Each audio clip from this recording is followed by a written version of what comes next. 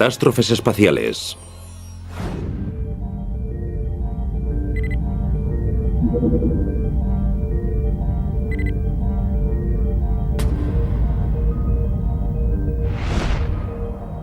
Estamos en el año 2030. Una tripulación de astronautas pulsa el botón de subida en un ascensor espacial.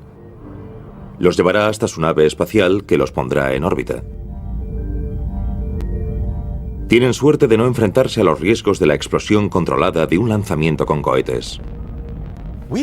Ahora podemos crear fibras de nanotubos de carbono más resistentes que el acero.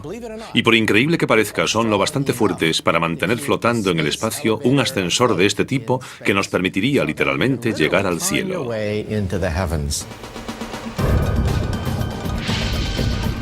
Su cable de casi 100.000 kilómetros está conectado a una estación de acoplamiento que gira a la misma velocidad que la Tierra.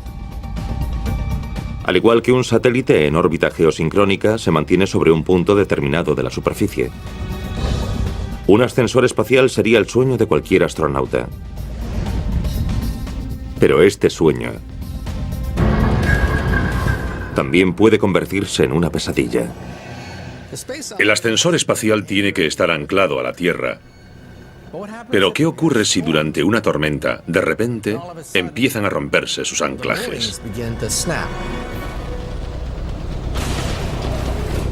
El cable todavía estaría sujeto en el espacio y comenzaría a oscilar sin control, golpeando objetos a cientos de kilómetros de distancia en cualquier dirección. También es posible que algún problema en un ordenador implicado en su orientación o un equipo impulsor hiciese perder el rumbo a la plataforma espacial, rompiendo el cable por su parte superior. Si eso ocurriese mientras la tripulación se encontrase ascendiendo o descendiendo por el cable, emprenderían el último viaje de sus vidas. Y el cable de casi 100.000 kilómetros caería hacia la Tierra a toda velocidad, y su longitud bastaría para rodear el planeta casi 3 veces por el ecuador, provocando el caos en una amplia zona. No solo sería peligroso o catastrófico para las personas involucradas. La energía cinética de algo así volando por la atmósfera sería una amenaza para la navegación aérea. Por lo tanto, también este ascensor implicaría el peligro inherente a cualquier sistema humano. Esta es solo una de las muchas catástrofes a las que podrían enfrentarse los futuros exploradores espaciales.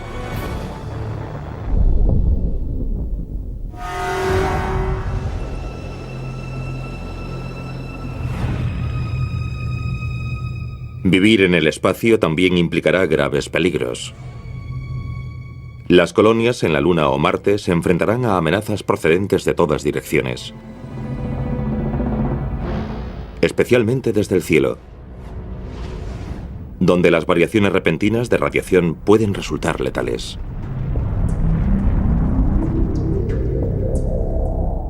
Si diésemos un paseo por la superficie de la Luna, diría que nuestra principal preocupación sería ser una erupción solar. Una erupción solar expulsaría protones que podrían matar a un astronauta. Durante las últimas décadas se han producido varias erupciones que podrían haber sido letales para cualquier astronauta que se encontrase caminando sobre la superficie lunar. En la Tierra estamos protegidos de la mayor parte de la radiación. La atmósfera y el campo magnético de la Tierra actúan como una capa protectora, pues solo dejan pasar una fracción de esas partículas. En la Luna y en Marte estaríamos en la línea de fuego. La Luna no tiene atmósfera ni campo magnético. La atmósfera de Marte es muy tenue y sus campos magnéticos son mucho más débiles y localizados. La NASA se toma la amenaza de las erupciones solares muy en serio porque ya ha estado a punto de matar a varios astronautas del programa Apolo. Las tripulaciones del Apolo que lograron alunizar son muy afortunadas. En agosto de 1972 se produjo una gran erupción solar. La denominada Gran Tormenta Solar se produjo entre la misión Apolo 16, realizada en abril, y la misión Apolo 17, realizada en diciembre de ese año. De haber ocurrido en la superficie de la Luna, la tripulación habría muerto.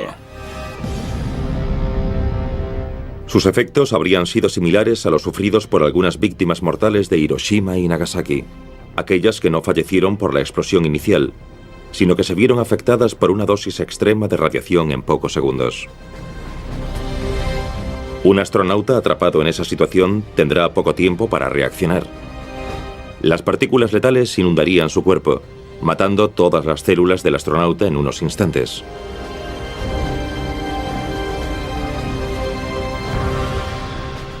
No es de extrañar que los colonos espaciales tuviesen que mantenerse alerta constantemente. Necesitaremos informes meteorológicos sobre el tiempo espacial, satélites que vigilen el Sol y nos anuncien esos destellos con antelación. La luz del Sol solo tarda 8 minutos en llegar a la Luna. Detrás vendrían las partículas, la radiación letal. Solo dispondrían de unos minutos, media hora aproximadamente, para llegar a un refugio. Y una tormenta así puede durar un par de días. Una forma de protegerse sería vivir bajo la superficie. Pero no se dejen engañar por lo árido de su terreno. La Luna y Marte siguen activos y pueden sufrir las mismas catástrofes naturales que podemos ver en la Tierra.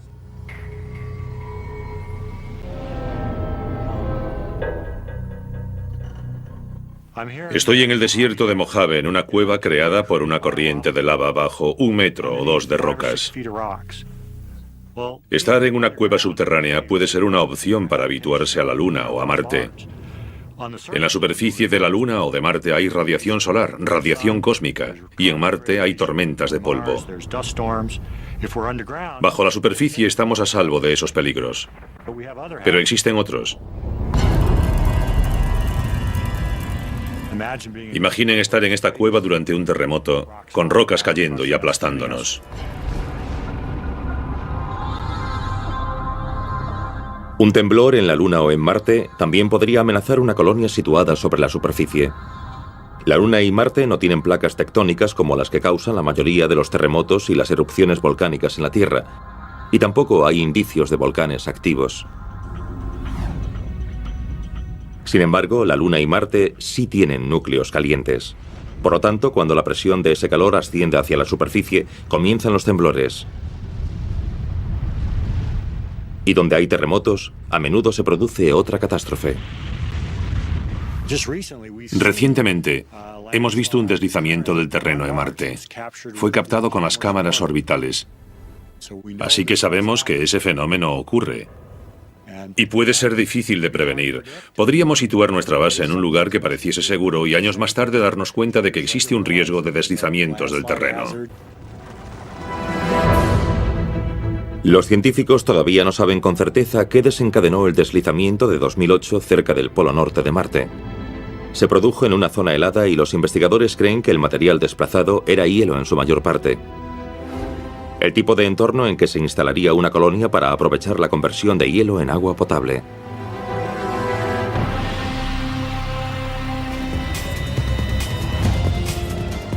Incluso un temblor lejano podría desencadenar un deslizamiento cerca de una colonia. Pero, ¿y si hubiese una falla oculta justo debajo de los edificios?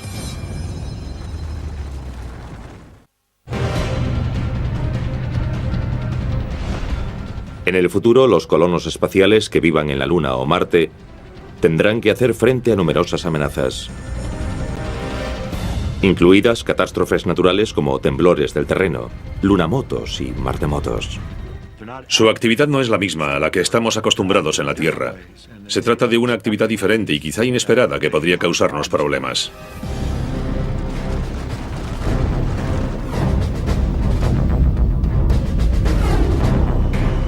Dado que nuestro conocimiento actual de estos otros mundos aún es literalmente demasiado superficial,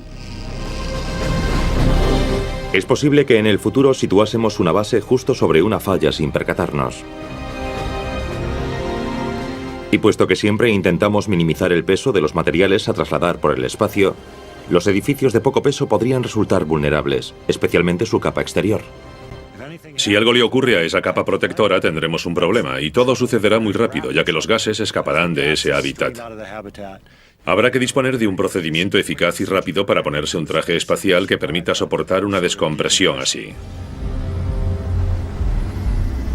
Si el oxígeno y la presión atmosférica desapareciesen de repente del interior de la colonia, no significaría una muerte instantánea. En Marte hay una atmósfera tenue, pero no es respirable, ya que está formada principalmente por dióxido de carbono. En la Luna solo hay el vacío del espacio. Pero aún así dispondríamos de una oportunidad, como hemos aprendido de los accidentes de trabajo ocurridos en cámaras de vacío en la Tierra. Podríamos sobrevivir a una exposición de 1 minuto aproximadamente. Pero al no haber suficiente oxígeno, una exposición más prolongada al vacío haría que el nitrógeno, que normalmente se encuentra disuelto en la sangre y los tejidos, se volviese insoluble y formase burbujas. Es el denominado síndrome de descompresión. Y si aguantamos la respiración, podemos sufrir un exceso de presión pulmonar y un desgarro del pulmón. El contenido del pulmón puede llegar al torrente sanguíneo y producir una embolia. La exposición al vacío del espacio puede causar la muerte por varias razones.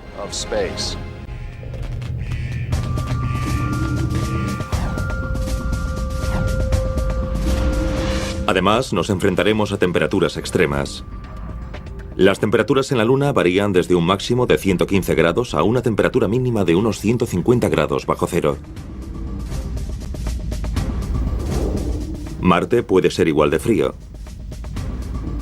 aunque podríamos tener suerte y disfrutar de un día de verano a 20 grados centígrados. Sin embargo, sin una atmósfera respirable, salir al exterior sin un traje espacial sigue siendo muy mala idea.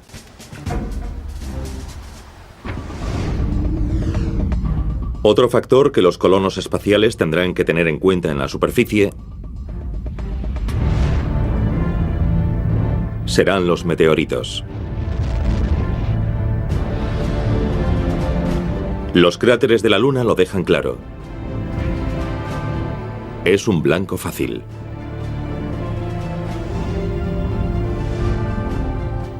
En la Tierra estamos relativamente seguros bajo estas capas de protección. Nuestra atmósfera nos protege de la mayoría de los meteoros, pero en la Luna no dispondríamos de nada parecido. Carece de atmósfera. Estaríamos expuestos a todo lo que llegase del espacio. En Marte hay una atmósfera tenue, pero no es en absoluto comparable a la de la Tierra. Estaríamos expuestos a cualquier objeto que llegase del espacio.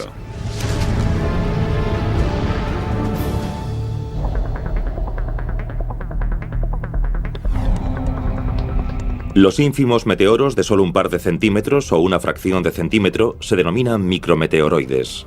Sus impactos son los más frecuentes y se producen sin previo aviso. Si nos encontrásemos caminando por la superficie de Marte, incluso el impacto de algo del tamaño de un grano de arena causaría un grave problema a nuestro traje espacial. Sería un problema serio. Este sufriría una pérdida de presión que podría matar a un astronauta. Es algo que acabará ocurriendo cuando haya mucha gente trabajando en otros mundos. Sería como ser alcanzado por un rayo, poco probable pero posiblemente mortal. Los micrometeoroides también podrían abrir un agujero en la pared de un edificio de la colonia. Al igual que las estaciones espaciales, probablemente las colonias serán construidas como una serie de secciones o módulos. Y al igual que algunas tripulaciones han tenido que cerrar ciertas secciones de una estación espacial en caso de emergencia, es muy posible que los colonos tengan que hacer lo mismo.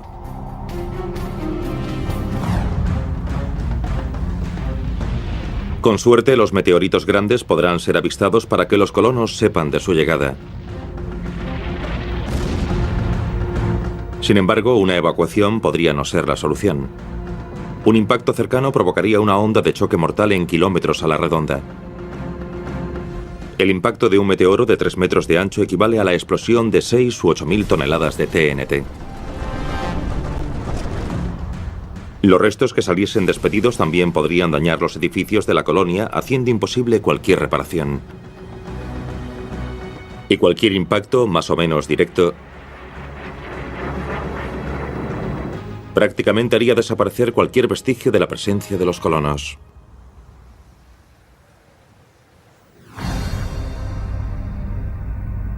Es poco probable que los colonos vivan cerca de uno de los volcanes de Marte.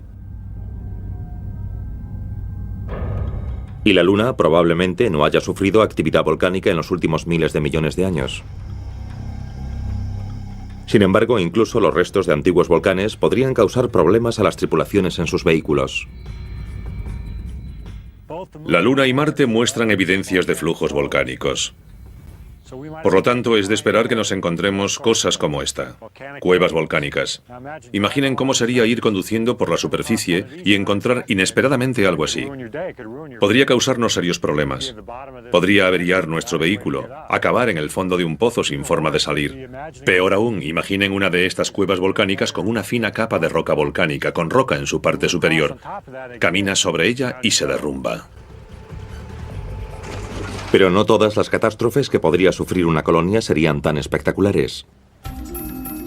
La simple carencia de suministros sería uno de los mayores peligros. Dado que la Luna está mucho más cerca, los suministros de emergencia podrían llegar en cuestión de días.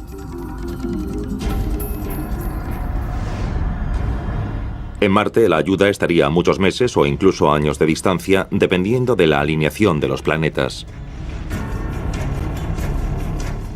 Si algo sale mal en Marte y se pierden algunos suministros, su repuesto podría tardar 2 o 3 años en llegar desde la Tierra. Crees tener lo suficiente para sobrevivir, pierdes la mitad en un accidente y estás muerto. Es un verdadero problema. Eso significaría que habría que llevar más de lo necesario, suministros para 5 o 6 años.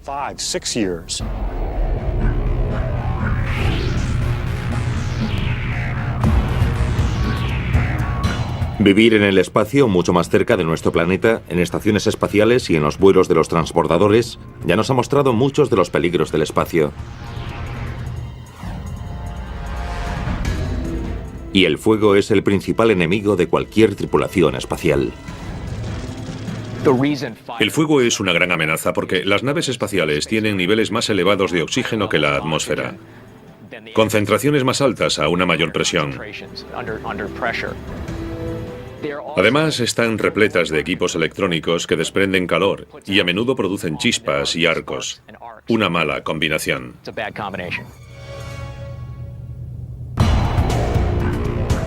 Los diseñadores han facilitado que las tripulaciones puedan apagar los incendios que se produzcan en los kilómetros de cables que se esconden tras los paneles de control. Esta es una reproducción de la cabina de vuelo del transbordador espacial que utilizamos durante el entrenamiento de las tripulaciones. Si observamos los distintos paneles, podemos ver en ellos pequeños agujeros como estos. Se usan para apagar posibles incendios. Si se produce un incendio tras estos paneles, permiten introducir un extintor para sofocarlo.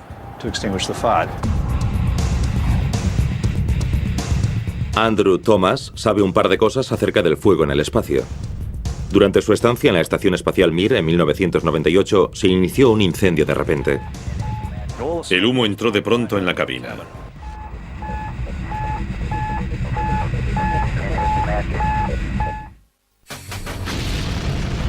Los tripulantes vuelan por el espacio a toda velocidad, encerrados en sus naves, intentando desesperadamente mantener en el interior una atmósfera similar a la terrestre. En el espacio, el fuego es una de las mayores amenazas. En 1998, el astronauta de la NASA, Andrew Thomas, se encontraba a bordo de la Estación Espacial Mir con 2 cosmonautas rusos.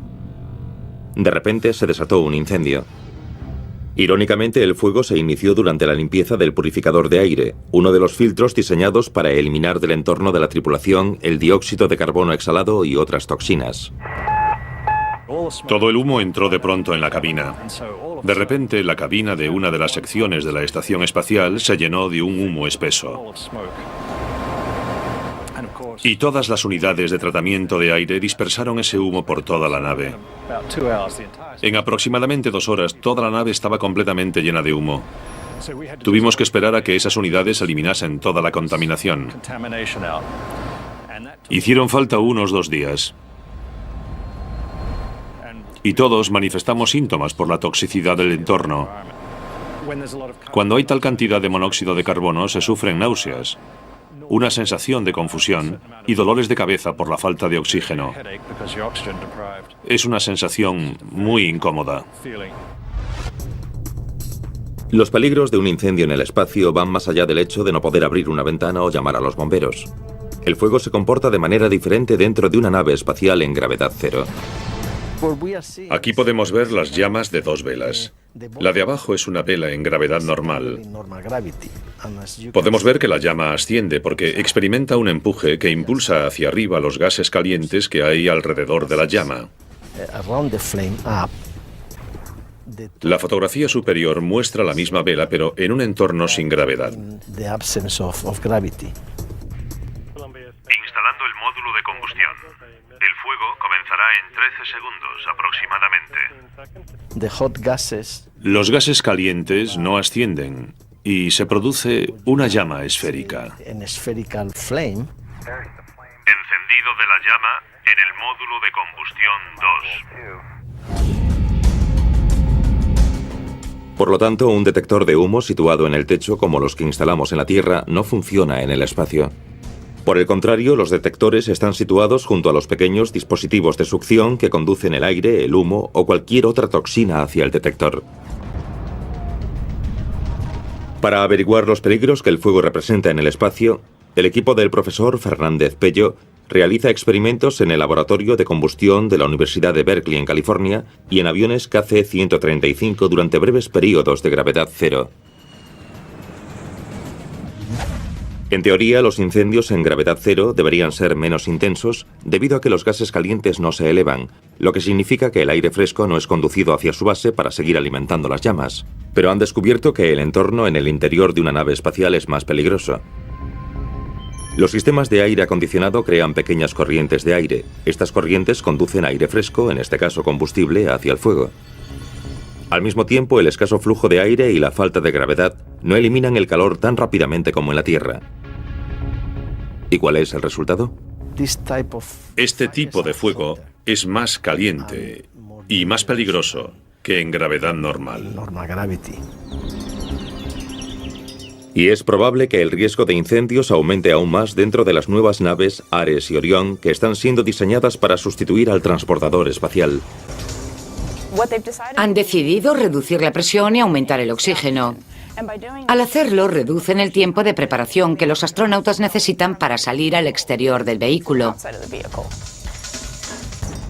Por lo tanto, estamos realizando pruebas con diversos materiales en ese entorno. Hemos descubierto que en el entorno que han escogido para la próxima generación de vehículos, todo arderá alrededor de un 20% más rápido que en el entorno actual.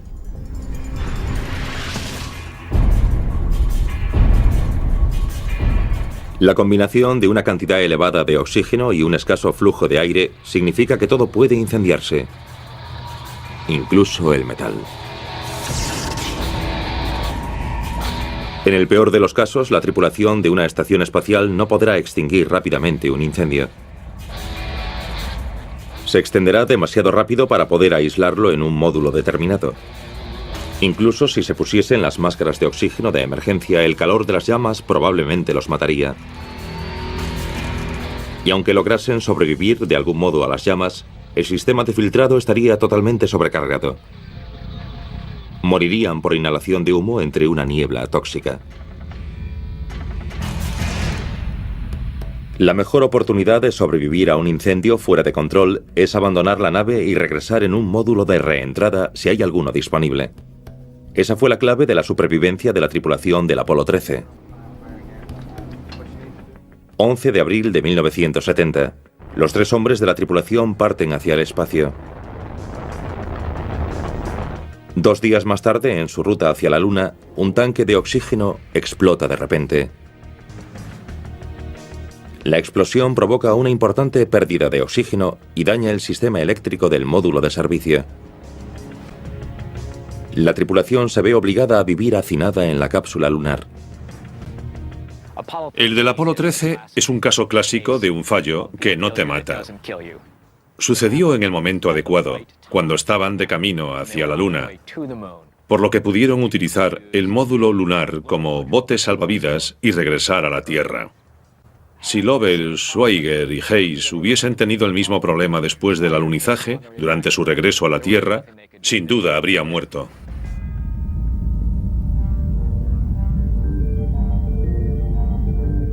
La probabilidad de sufrir un incendio es particularmente alta en el interior de los trajes espaciales. Durante una actividad extravehicular, o EVA, por sus siglas en inglés, estos deben mantenerse a bajas presiones. La clave de su flexibilidad reside en trabajar a una presión inferior a la atmósfera terrestre. Vestir un traje espacial en un entorno de una atmósfera sería como estar dentro de un globo y resultaría imposible moverse. Con una presión tan baja como un escalador en la tenue atmósfera del monte Everest, los astronautas deben respirar oxígeno al 100% y este es muy inflamable.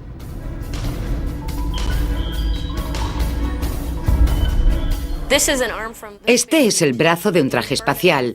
Se quemó en 1980 en un incendio sucedido en el Centro Espacial Johnson durante unas simples pruebas de control.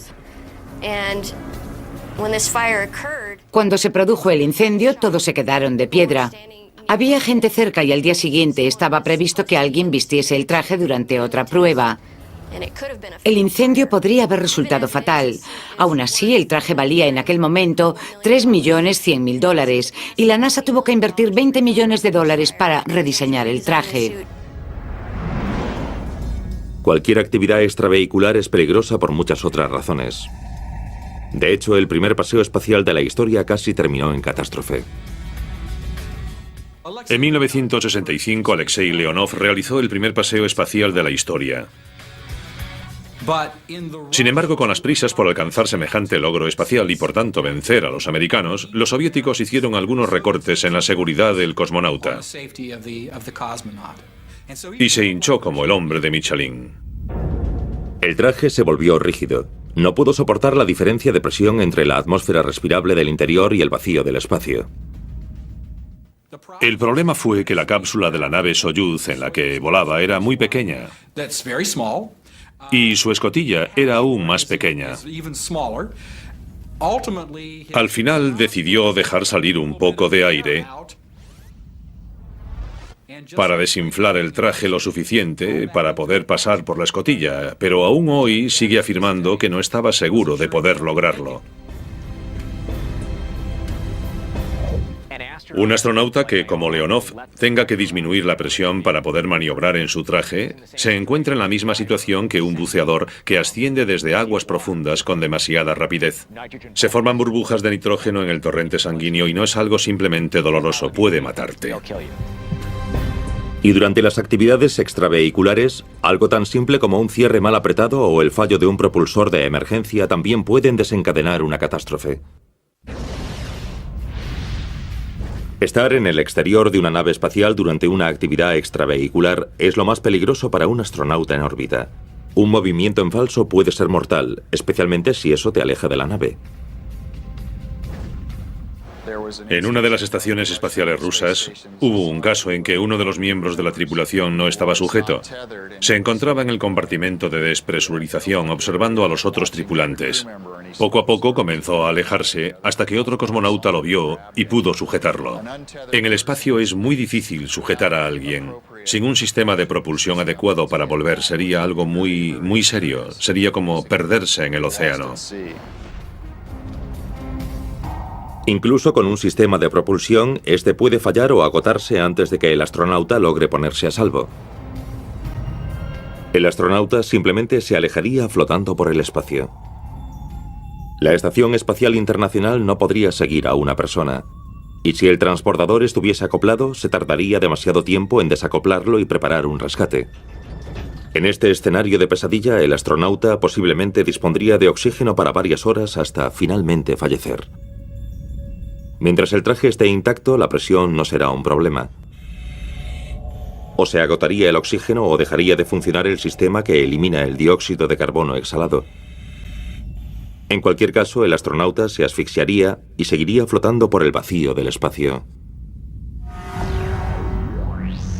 Los mismos micrometeoroides que pueden devastar colonias espaciales también suponen una amenaza letal para los paseos espaciales y para la nave espacial.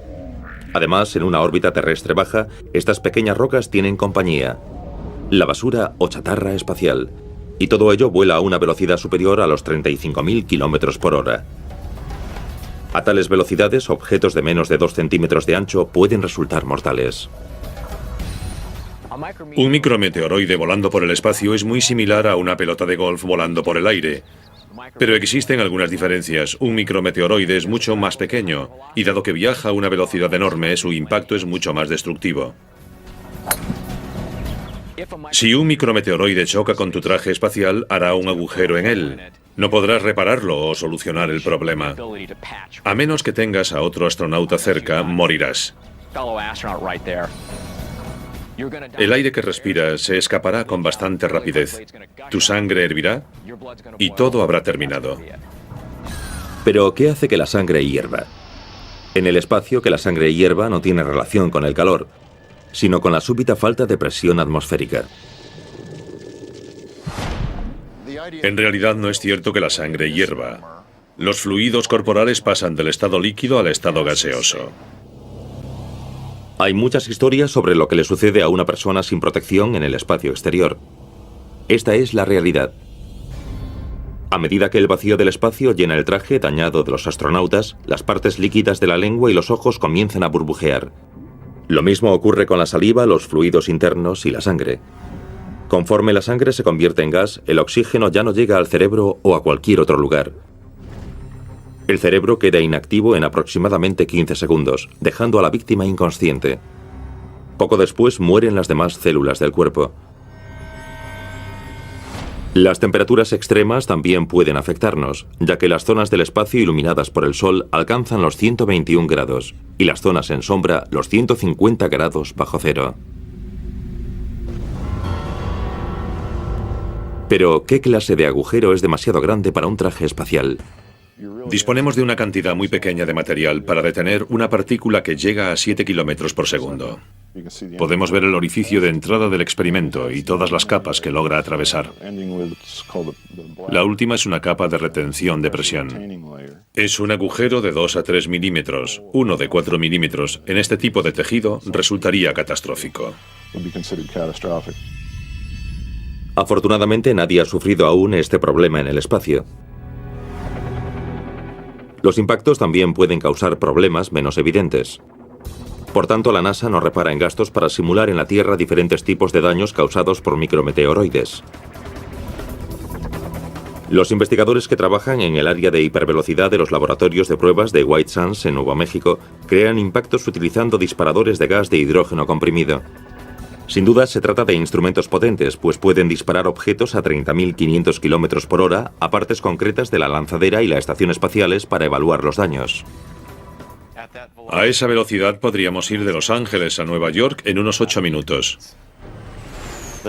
Hoy realizaremos una prueba en una agarradera de la Estación Espacial Internacional que los astronautas utilizan en el exterior para desplazarse con seguridad.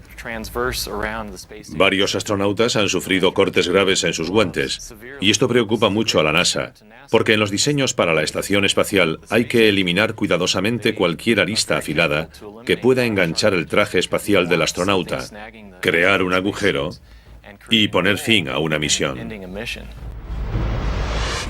Los técnicos colocan la agarradera en la cámara y sitúan el diminuto proyectil de 0,8 milímetros de ancho dentro de un soporte que se desintegrará una vez disparado. A continuación, introducen pólvora en la recámara. Con la pólvora, propulsamos un pistón que comprime el gas de hidrógeno a unas 6.800 atmósferas. Es la elevada presión del gas la que acelera los proyectiles de 0 a 30.500 km por hora. Utilizamos 3 tipos diferentes de cámaras. Una capta una instantánea, otra rueda la secuencia y el tercer tipo es una cámara digital que capta 16 imágenes a 200 millones de imágenes por segundo. Los técnicos se protegen tras una mampara y se preparan para disparar. Extraen de la cámara el oxígeno y demás gases para simular el vacío del espacio exterior.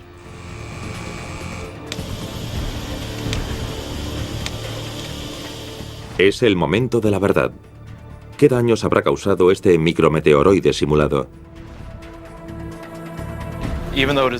Aunque es un impacto pequeño, ha producido un daño, una deformación suficiente para afectar al guante de un astronauta, produciendo un desgarro en él.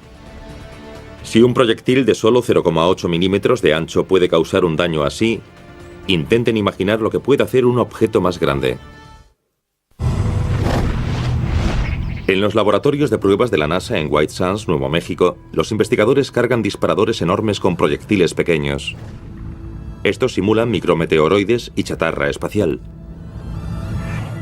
Pueden impactar sobre componentes de naves espaciales a 30.500 km por hora, causando daños en la Tierra que nos hagan comprender mejor las catástrofes en el espacio. A velocidades tan elevadas, un objeto muy pequeño puede causar problemas muy grandes. Estoy en el interior de nuestra mayor cámara de impactos. El disparador de 2,5 centímetros. Mide unos 53 metros de largo y puede disparar un proyectil de hasta 1,9 centímetros. Y aquí tengo un objetivo alcanzado por ese proyectil. Este es el agujero de entrada y cómo atravesó el componente puesto a prueba. Un impacto de esta magnitud resultaría catastrófico en el espacio.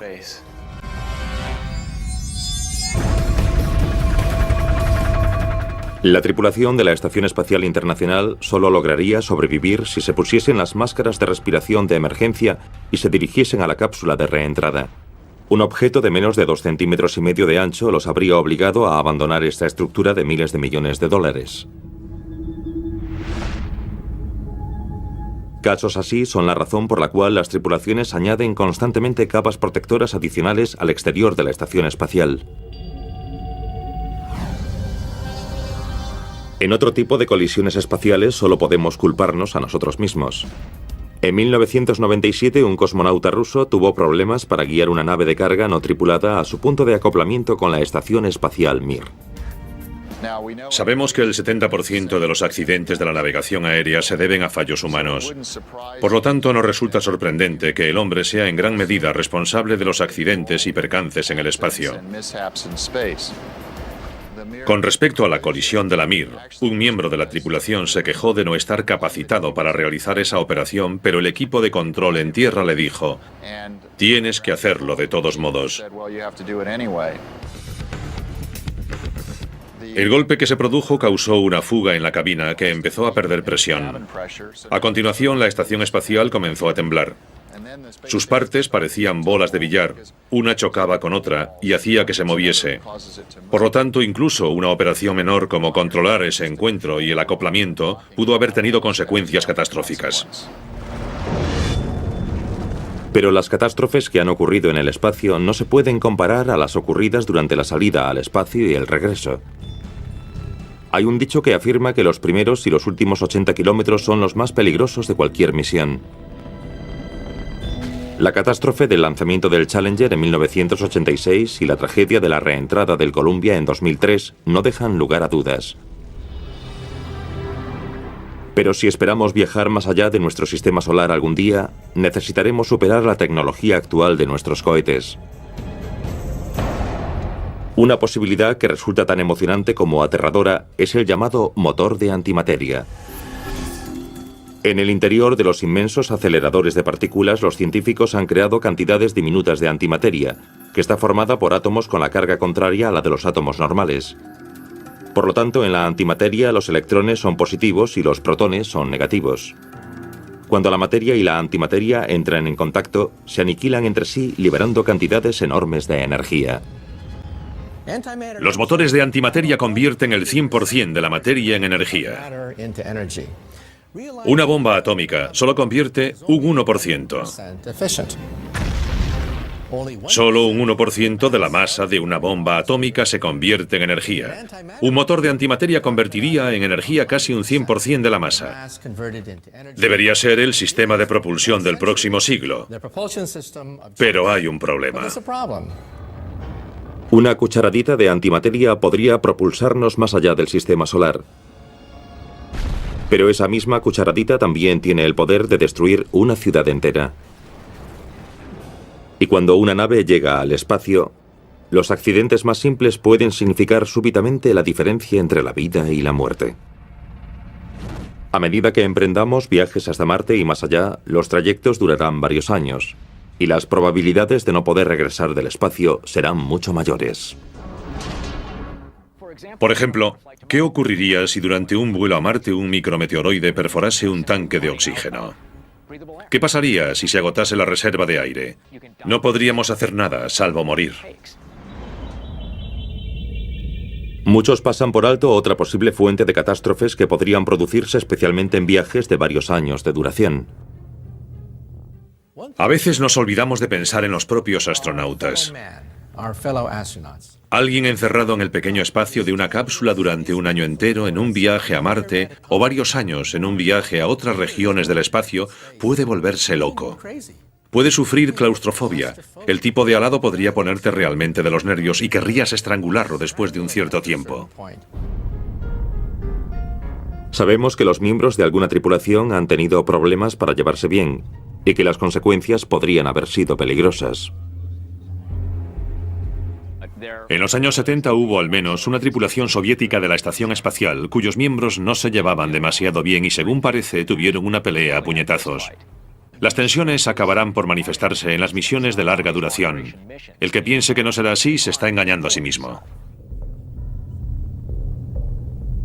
Y para hacer que las cosas sean aún más interesantes, supuestamente los cosmonautas rusos tienen armas de fuego guardadas a bordo como medida de precaución a raíz de un aterrizaje extremadamente desviado sucedido en 1965. Una tripulación aterrizó en un bosque de Siberia en el que tuvo que permanecer unos 3 días. Tuvieron que enfrentarse a lobos hasta que fueron rescatados. Después de esa misión, la Unión Soviética decidió incluir una escopeta de cañones recortados en todas las cápsulas Soyuz por si volvía a ocurrir algo así. Se rumorea que los cosmonautas cuentan con armas en sus equipos de emergencia, pero nadie parece dispuesto a detallar su presencia en el espacio. Y el riesgo de tener un arma a bordo no solo es motivo de preocupación si alguien pierde los nervios. Existe un caso documentado de un especialista de carga cuyo experimento fracasó durante su participación en un vuelo del transbordador. Había pasado toda su vida preparando ese experimento que salió mal y comentó la posibilidad de suicidarse. Los demás miembros de la tripulación trataron de protegerlo e hicieron guardia en la escotilla para que no se matase. Incluso con toda la experiencia adquirida hasta ahora en los viajes espaciales, una cosa está clara. Nada puede impedir totalmente que se produzca una catástrofe en el futuro. Si los humanos vamos a seguir realizando vuelos espaciales, tenemos que aceptar el riesgo porque es una tarea muy peligrosa. Pero debemos gestionar ese riesgo y para eso necesitaremos buenos técnicos y un buen liderazgo. Pero cuando hablamos de exploración espacial tripulada, hay algo tan seguro como que se producirán catástrofes. Nuestros genes nos impulsan a explorar, a descubrir.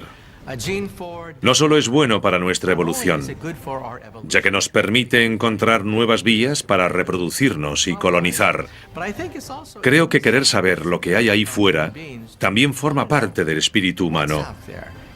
¿Es posible llegar a regiones en las que nunca hemos estado? Y la emoción de ser la primera persona en explorar nuevos territorios es algo fantástico.